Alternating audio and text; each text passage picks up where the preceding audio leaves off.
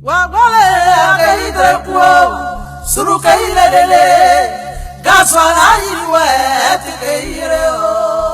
avoir foi en ce qu'on fait. Moi, j'ai une foi en l'Afrique. C'est tout. Et je fais ce qui me semble bon pour l'Afrique. C'est ça que je fais. Le reste, c'est pas important. J'ai dit souvent à mes collaborateurs que celui qui veut être riche, il ne faut pas qu'il vienne faire la politique. Si quelqu'un fait la politique et qu'il devient riche, c'est qu'il est voleur. La politique n'est pas là pour enrichir les gens.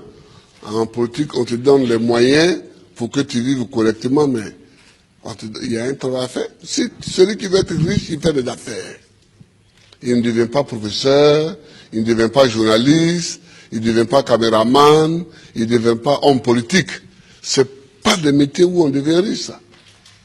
C'est pas des métiers où on devient riche. Ça, c'est la première leçon que je voulais tirer. La deuxième leçon, c'est que tu peux partir de zéro et tu peux arriver au sommet. Pourvu que tu saches dès le départ où tu veux aller. Et que tu prennes les moyens pour arriver où tu veux arriver. Je me rappelle toujours d'une discussion que j'avais avec mes amis au lycée classique. On était un certain nombre qui voulions devenir président. Chacun dit va devenir président. Et il y en a un qui m'a dit, moi je vais d'abord faire les affaires, parce que sans argent on ne peut pas faire la politique, on ne peut pas devenir président. Et je lui ai dit, moi, c'est parce que je ne vais pas faire les affaires, que je vais être pauvre, que je vais avoir les mains propres et que je vais devenir président. Aujourd'hui, mon ami, il a eu beaucoup d'argent, effectivement. Il a beaucoup d'argent, mais il n'est jamais devenu président. Il n'a jamais même été candidat. Voilà, il n'a jamais été candidat. C'est-à-dire qu'il faut savoir ce que tu veux longtemps à l'avance. C'est-à-dire qu'il ne faut pas découvrir les situations de façon opportuniste. Il faut savoir ce que tu veux être, ce que tu veux faire. Et tu te traces ta ligne de conduite. Donc tout ce que tu fais dans la vie, moi j'ai fait histoire pour devenir président. Sinon, la bourse qu'on m'a donnée pour aller en France, c'était pour faire professeur de latin et grec. Quand j'ai commencé vraiment à militer, je me suis rendu compte qu'il me manquait l'histoire de l'Afrique pour poursuivre ma route. J'ai changé. J'ai changé. Et j'ai fait histoire parce que c'est ça qui me manquait pour connaître d'où on vient et où on peut aller en connaissant d'où on vient. Je vois des gens qui découvrent qu'il y a un fauteuil à côté, ils peuvent s'asseoir dessus. On ne s'assoit pas dessus comme ça. Le fauteuil, il est à côté, il semble vide, mais il a un propriétaire.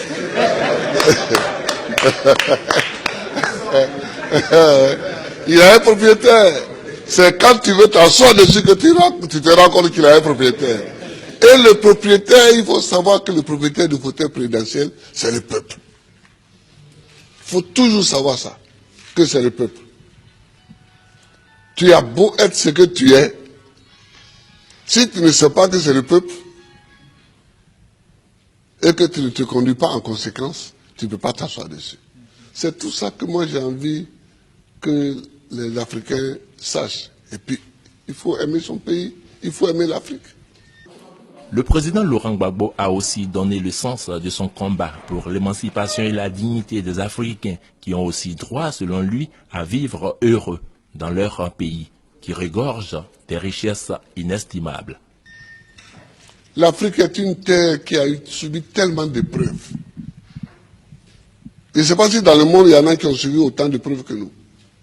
Les Juifs aussi ont subi beaucoup d'épreuves. Mais nous, les Noirs africains, tout le monde s'est assis sur nous. Esclaves. Esclaves de maison. Esclaves de la traite négrière. Colonisés. Torturés culturellement. Parlant les langues des autres. Tout ça. décoloniser. Mais nous, on a des grands combats à mener. Et les grands combats que nous avons à mener, ce n'est pas pour se venger des gens, c'est pour au moins être homme aussi, comme les autres. C'est ça qu'on appelle la dignité.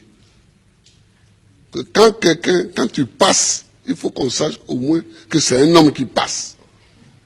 C'est tout. C'est tout ce que nous voulons. C'est tout ce que nous recherchons. On ne cherche pas à dominer ceux qui nous ont dominés hier, à nous venger d'eux, à faire ceci. Non, non, non. On veut qu'on reconnaisse que nous sommes des hommes au même titre que les autres. Mais ça, si nous-mêmes, on ne prend pas les moyens, qu'on est toujours chez eux en train de mendier, et que les gens, même, tu vas mettre l'argent chez eux en achetant les bâtiments, et puis eux-mêmes, ils te dénoncent. Que voilà un voleur. Comment? Je vous amène l'argent, vous me dénoncez. Mais je vous amènerai rien. Ah oui, moi quand je vois des chefs d'État africains qui sont dénoncés en Europe, parce qu'ils ont investi en Europe, ça me fait pitié pour l'Afrique. Ça me fait pitié pour l'Afrique. Ça me fait pitié pour l'Afrique. Non, oh, il ne faut pas faire pitié. Il ne faut pas faire pitié. Quand tu passes, il faut qu'on dise que voilà un homme qui passe. C'est tout ce que nous cherchons aujourd'hui, c'est notre combat. Ça. Moi qui suis ici, je ne passe pas les vacances en Europe. Mais est-ce que je ne suis pas président? Je suis président. Si je mets mon pied sur un sol européen, c'est qu'il y a une réunion à laquelle je dois participer pour que la Côte d'Ivoire gagne quelque chose. Sinon, je cherche quoi chez les autres? Je ne cherche pas quelque chose chez les autres. Si Dieu m'a mis au monde ici, c'est que dans mon environnement ici, il y a tout ce qu'il faut pour que je vive. Mon combat, c'est pour la dignité. C'est pour la dignité. C'est pour que nous effacions tous les siècles passés, les traces de tous les siècles passés, les traces de l'esclavage, les traces de la colonisation, les traces du pillage, les traces du travail forcé, les traces de la chicote. C'est pour qu'on efface tout ça.